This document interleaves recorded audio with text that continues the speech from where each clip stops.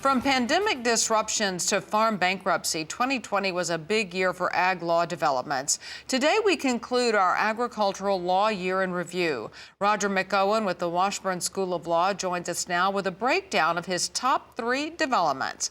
Roger, thank you for being with us. Now, the SCOTUS DACA opinion comes in at number 3 on your list. Give us a recap of that.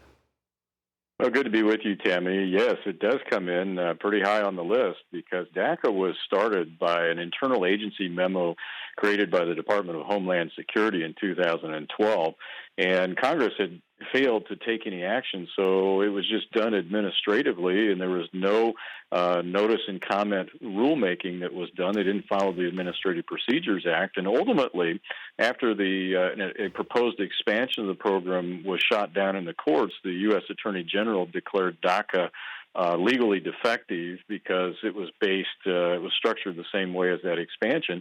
And the Supreme Court in 2020 said, well, you can't just administratively remove it without going through notice and comment procedure and the proper rulemaking process, even though it was created without that process. Now, the big point of that for ag is that USDA and IRS creates many rules that directly apply to farmers and have the effect of law without going through the administrative process. And so this Supreme Court opinion seems to bless that, and I think that's a troubling development. Definitely. Now, coming in at number 2 is public trust doctrine. What are the highlights there?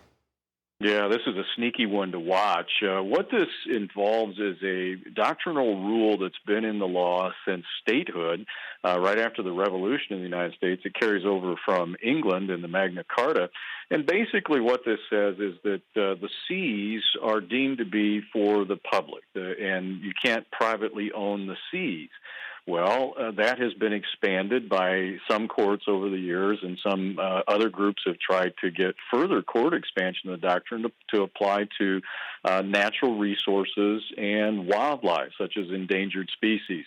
Well, if the courts were to do that, that could disrupt vested private property rights, vested water rights, if you've got an endangered species that has habitat on your property, and similar things. And it really is, if that doctrine were to be expanded, an attack on private property rights. Fortunately, in 2020, we had a Supreme Court opinion in Nevada and another one in Oregon where the court said, nope, we're not going to expand the doctrine and strip away, in those cases, vested water rights of farmers and ranchers. But that one is going to require to continue to be watched as we go out into the future. Now, coming in as your number 1 ag law development of 2020 is the numerous tax and loan provisions enacted in an attempt to offset pandemic losses. Give us an overview and why this made your number 1 spot.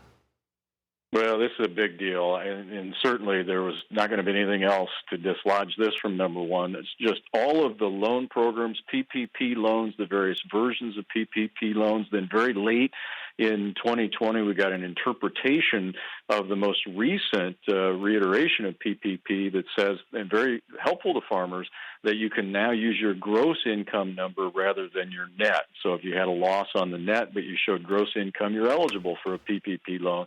There was disaster legislation. There was major retirement planning changes that occurred under legislation in 2020. Just a whole host of things that affects not only income tax planning, but estate planning and retirement planning up and down the line in that virus-related legislation in 2020. So interesting. That's Roger McEowen with the Washburn School of Law. Appreciate so much your information today.